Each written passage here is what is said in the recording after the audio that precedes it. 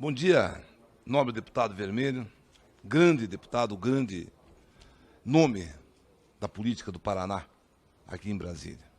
E é com grande satisfação, uma alegria que a gente está vendo também o Paraná, um estado que vem se inserindo de forma muito grande na política do Brasil. Mas eu aqui venho fazer talvez aqui o contraponto.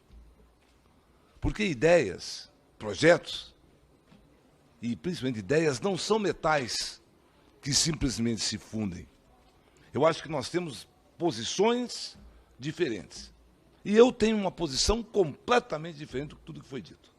Infelizmente, eu tenho que ser franco para dizer que estou completamente seguro do que vou dizer. Sou contra. E a Federação Nacional dos Despachantes é contra. Primeiramente, é bom se lembrar da nossa história recente. A nossa história recente é a história do CONTRAN, Conselho Nacional de Trânsito, que vem acumulando uma série de fiascos. Uma série de fiascos com as suas resoluções. E eu vou enumerar rapidamente, deputado Vermelho. Quem não lembra dos primeiros socorros, Band-Aid para socorrer vítimas de acidentes no trânsito. Depois, extintor de incêndio. Depois, nós tivemos a ADPV com alguns problemas por falta de responsabilidade de informar primeiro ao Itamaraty que nós teríamos veículos trafegando com papel A4, que é o CRLV eletrônico, por outros países, inclusive signatários do Mercosul, mas que os sistemas não se cruzavam. Motoristas de caminhões, cargas presos no Paraguai. O Chile nem se fala porque não faz parte do Mercosul. Placa Mercosul. Com todo o respeito à placa Mercosul, ao convênio de Montevidéu, onde lá foi criada a placa Mercosul, mas não há nenhuma comparação, não há nenhum cruzamento de informações da placa Mercosul. E uma coisa, a população brasileira está contra. O brasileiro gostaria que o seu município e o seu estado tivesse constando na placa, mesmo que a tarjeta.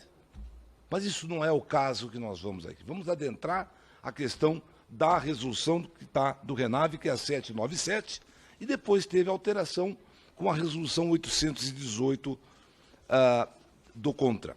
Né? Eu entendo, e nós aqui, despachantes do Brasil, principalmente despachantes de trânsito, que operam junto aos DETRAN do país, nós temos preocupações. E aqui eu não estou colocando somente a preocupação da categoria.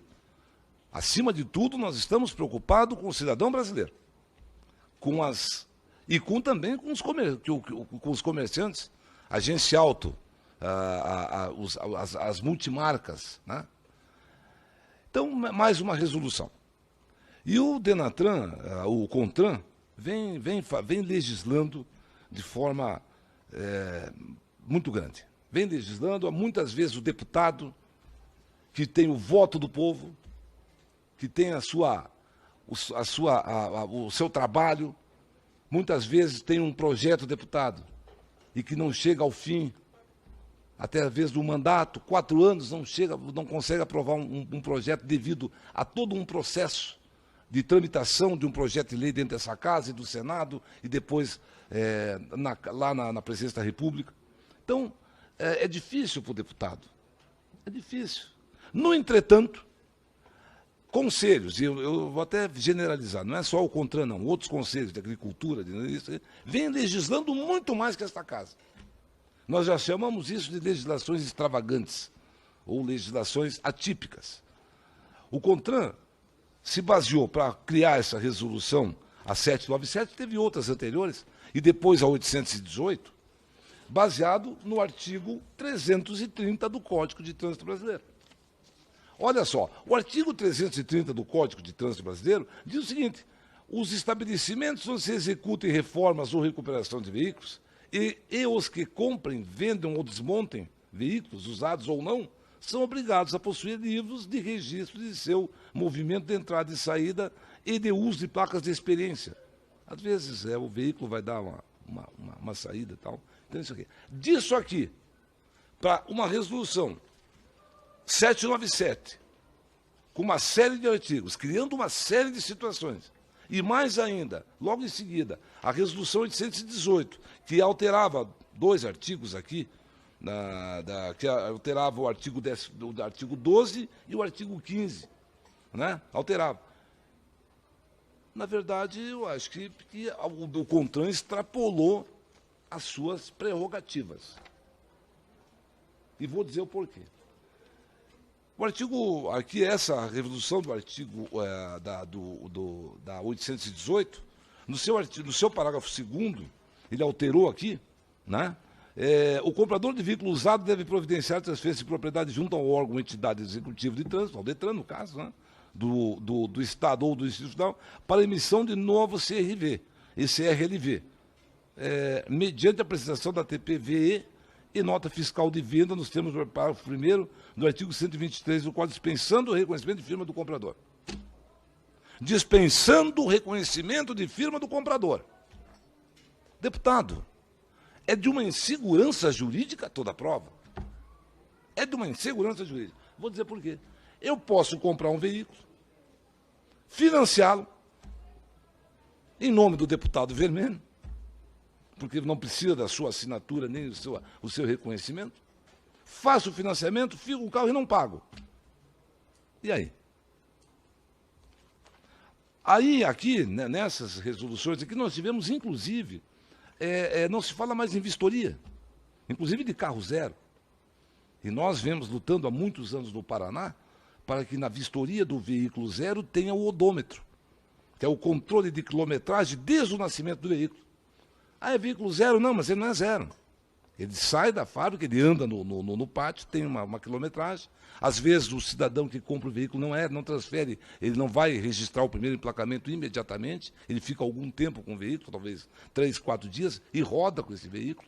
Quer dizer, o carro já não é mais zero quando vem ao DETRAN, e nós precisamos saber. Porque lá na frente, quando ele for pela cadeia de transferências, a gente tem que saber exatamente qual é a quilometragem desse veículo. Porque estão adulterando também a quilometragem. Você compra um carro que está dizendo que é 30 mil, no entanto, ele já rodou mais de 200 mil quilômetros. E aí, claro que há depreciação no valor de um veículo de 30%. Então, são questões técnicas e jurídicas. Outra questão, veículo com problemas de motor adulterado. Ora, a ausência de vistoria vai necessariamente ocorrer esse tipo de problema. Nós temos também veículos de categoria aluguel que não será alterada a categoria, tendo o risco de embarque de carga. Veículos com correções cadastrais, que cada estado tem um sistema onde a divergência no cadastro de veículo, exemplo, Rio Grande do Sul, não informa na base nacional a quantidade de eixos, tanques e demais alterações realizadas no veículo. Informações somente na base estadual.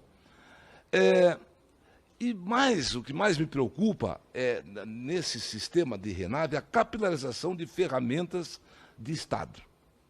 Então, está se ofertando para empresas particulares oferta de base de dados.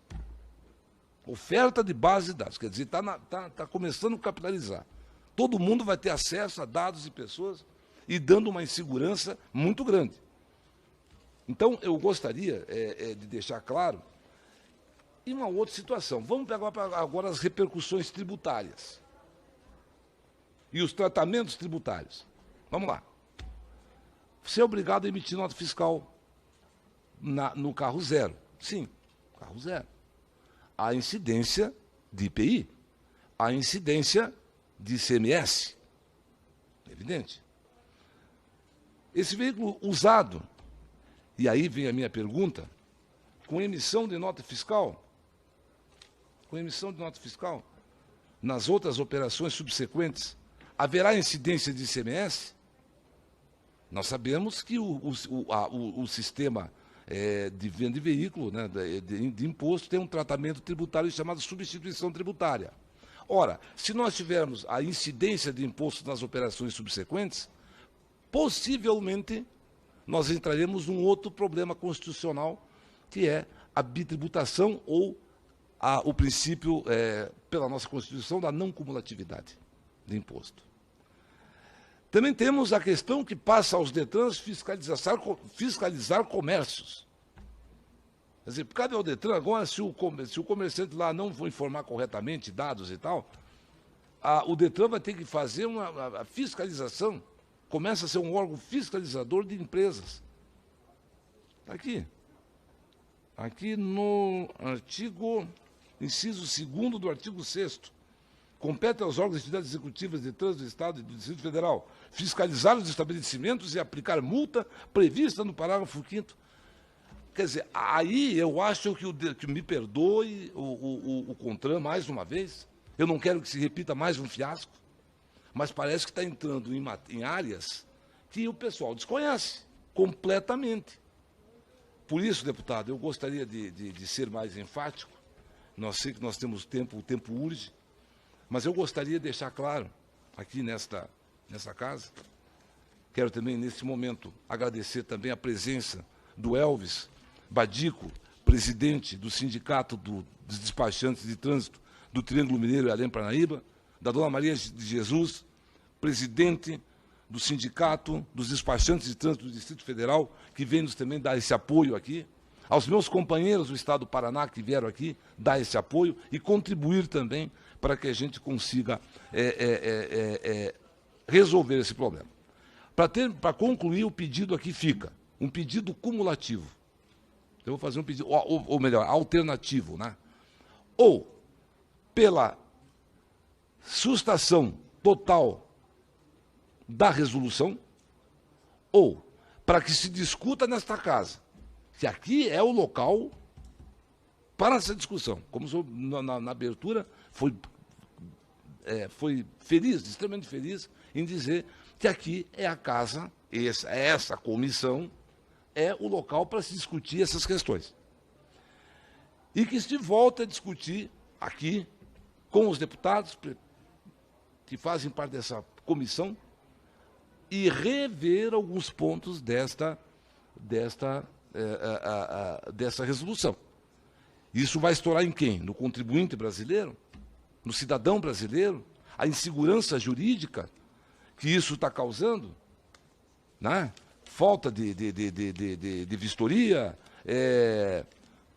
enfim, o sistema Renave 0 km então é aberto, o comprador será obrigado a emplacar seu veículo com a concessionária, pagando em dobro, muitas vezes, o valor cobrado pelo despachante. Então, nós temos toda uma série de situações que vamos ter que reavaliar, analisar, e eu peço a essa casa, a essa comissão, que suspenda temporariamente a resolução ou extirpe ela do ordenamento jurídico desse país. Muito obrigado, deputado Vermelho, pela oportunidade. Me perdoe se eu feri alguém ou se fui radical, mas nós temos que discutir essas questões, sim, aqui nessa casa e reavaliar essa resolução para que não se faça um novo fiasco, para que não se tenha um novo fiasco de mais uma resolução mal feita pelo CONTRAN. Muito obrigado.